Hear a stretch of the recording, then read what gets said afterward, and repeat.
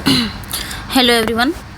तो आज हम जॉन मिल्टन के एक पोएम है जॉन मिल्टन की ऑन हिज ब्लाइंडनेस, ये हम डिस्कस करने वाले हैं इस वीडियो में, जो आपके एलटी के लिए, स्पेशली एलटी की बात कर रहे हैं। एलटी के लिए बहुत ही इम्पॉर्टेंट है क्योंकि एलटी ग्रेड में ये सिलेबस ही है। मिल्टन से ऑन हिज ब्लाइंडनेस ये पोएम ही दिया हुआ है, सो ये डिस्कस करने वाले हैं इस वीडियो में। तो एलटी के लिए स्पेशली है भी, और आपके टीजीटी के लिए, पीजीटी के लिए, सभी जगह जहाँ पे भी आपके मिल्टन है ना, तो हर जगह के लिए ये सारे एग्ज़ाम्स के लिए इम्पोर्टेंट है। स्पेशली एलटी को मैंने इसलिए क्या किया क्योंकि उसमें दिया ही है ये वर्क। बाकी टीजीटी के लिए तो आप लोग जानते हैं कि उसमें होना ही होना है, और पीजीटी के लिए। सो स्टार्ट करते हैं सेशन को। ऑन हिज ब्लाइंडनेस, इसको हम डिटेल में पढ़ने वाले हैं। जॉन मिल्टन का ये वर्क है, थोड़ा सा यहाँ पे समझेंगे। इसे ऑन हिज ब्लाइंडनेस को कहा क्या जाता है, इसे सोनेट 19 भी कहा जाता है, सोनेट 19 एंड सोनेट 16 भी कहा जाता है। तो ये आपने याद रखना है, सोनेट 16 भी कहा जाता है। ओके, तो ये चीज़ें आपने याद रखनी है। अब चलिए यहाँ पे देखते हैं हम, कुछ फैक्ट वाइज है कि ये जो सोनेट है ऑन हिज ब्लाइंडनेस, इसको लिखा किसने है? इंग्लिश पोएट जॉन मिल्टन ने लिखे हैं। दूसरा क्या है, जॉन मिल्टन एक प्रोमिनेंट राइटर थे। कब? ड्यूरिंग 17th सेंचुरी के एक प्रोमिनेंट राइटर थे, जिन्हें बिलेटेड एलिजाबेथन पोएट भी कहा जाता है। और ये जाने जाते हैं अपने एपिक पोएम पैराडाइज लॉस्ट के लिए, ये जाने जाते हैं। ज़्यादा इसमें कुछ जानने नहीं है। उसके बाद स्ट्रक्चर में क्या आते हैं कि ऑन हिज ब्लाइंडनेस एक पेट्रार्कन सोनेट है। पेट्रार्कन सोनेट को हम इटालियन सोनेट भी कहते हैं। और ये जो सोनेट है ये 14 लाइन की होती है। पेट्रार्कन सोनेट यानी कि इटालियन सोनेट, ये आपकी 14 लाइन की होती है। मतलब सोनेट, अगर सोनेट बात हो गई ना, तो सोनेट होती ही है 14 लाइन की। It follows the traditional rhyme scheme of an active. तो यहाँ पे क्या कहा जा रहा है कि जो इटालियन सोनेट है, जो पेट्रार्कन सोनेट है, इसमें फॉलो क्या करता है? ऑक्टेव और सस्टेड। ऑक्टेव किसे कहा जाता है? 8 लाइन्स को हम ऑक्टेव कहते हैं। अनसस्टेड किसे कहा जाता है? 6 लाइन को हम सस्टेड कहा जाता है। ये चीज़ें इसमें बताई गई है। और इस पोएम के बारे में हम क्या जान सकते हैं? इस पोएम के बारे में हम जान सकते हैं, ये जो ऑन हिज ब्लाइंडनेस है, इसका टाइटल किसने दिया था? ये भी जान, जो नहीं लिखा है वो मैं लिख के बता दूंगी। ये टाइटल किसने दिया था? तो थॉमस न्यूटन ने दिया था।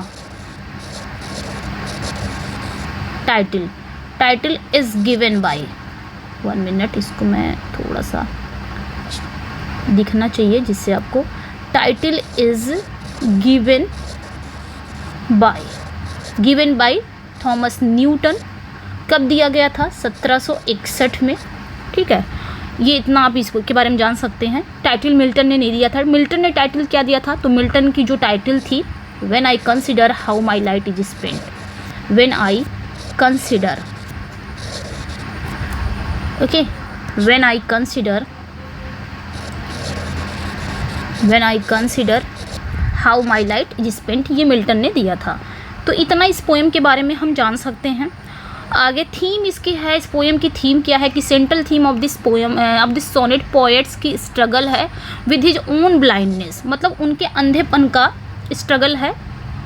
ये चीज़ें आप याद रख सकते हैं।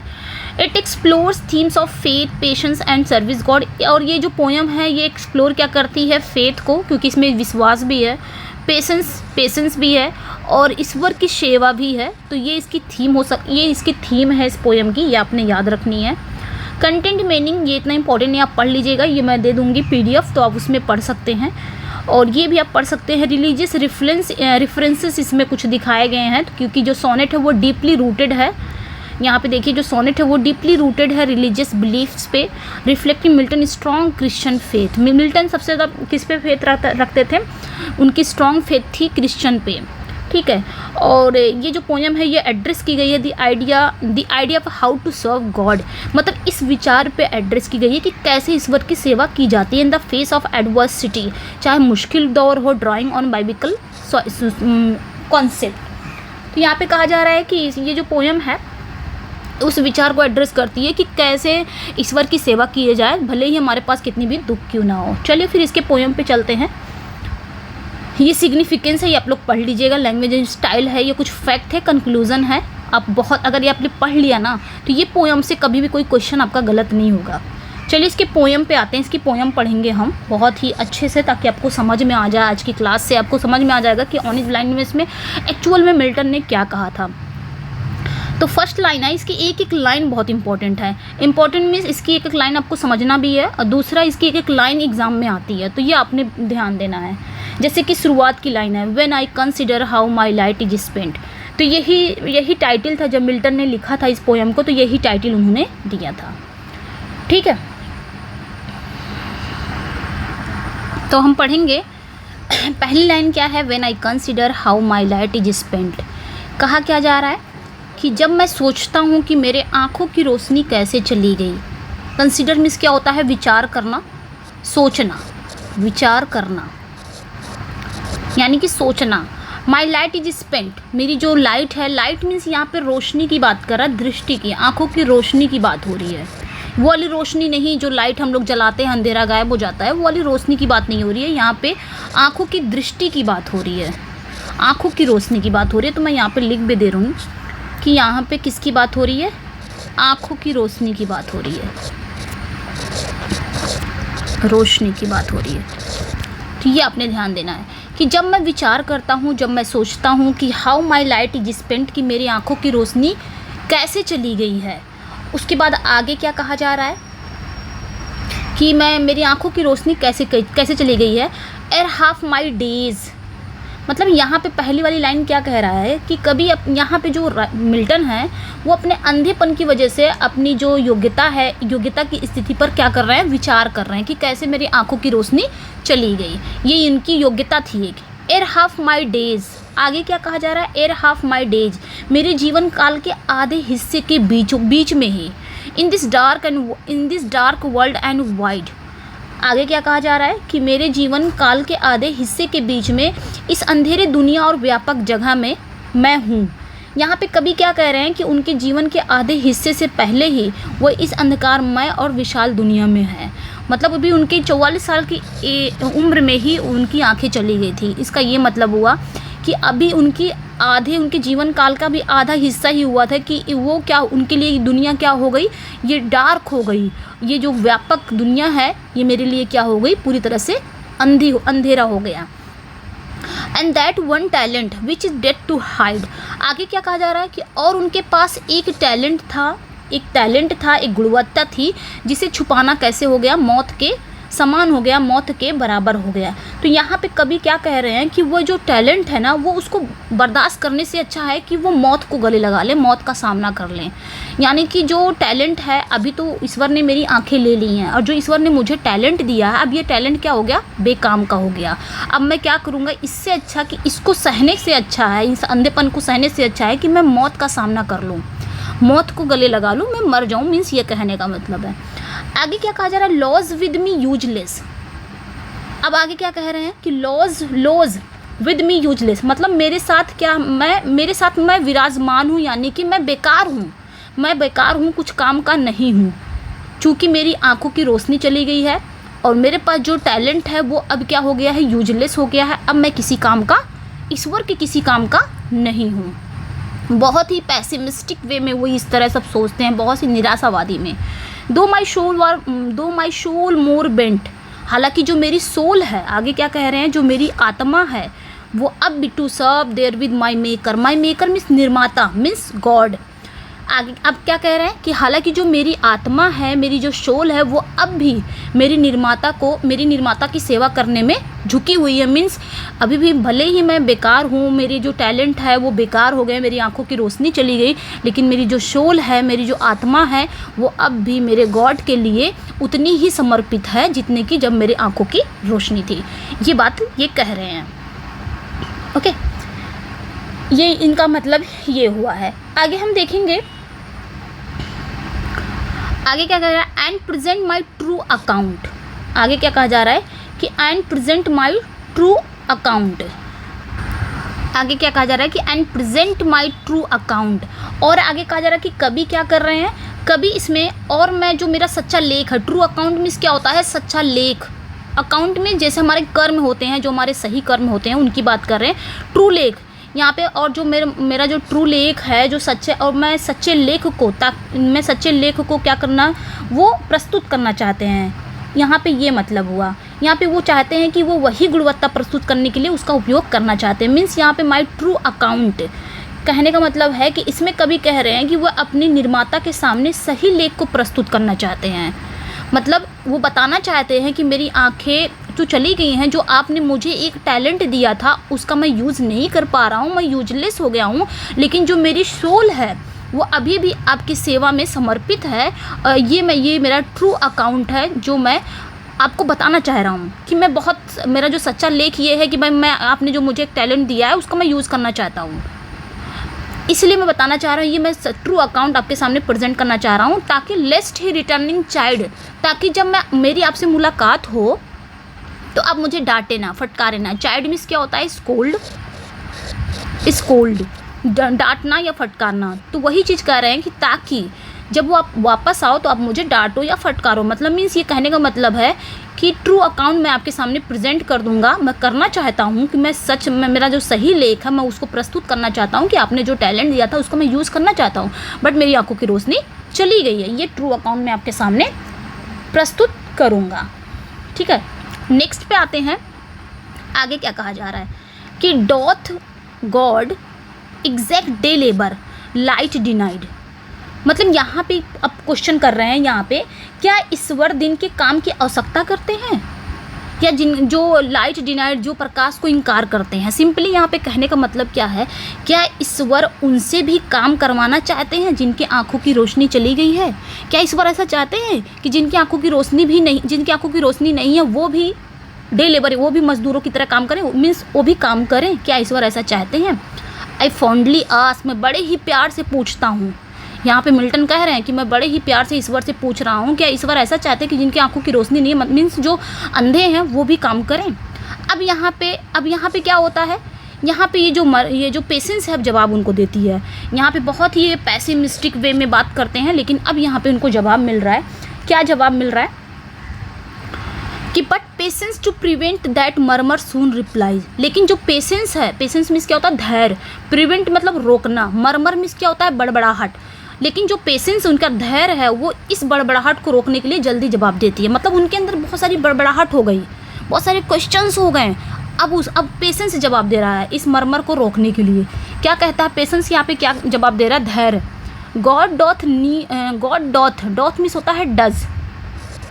क्या होता है? Does. God does not need either man's work और हिज ओन गिफ्ट। कहने का मतलब है ईश्वर को आदमी के कामों से या फिर उसके उपहारों से मतलब नहीं है।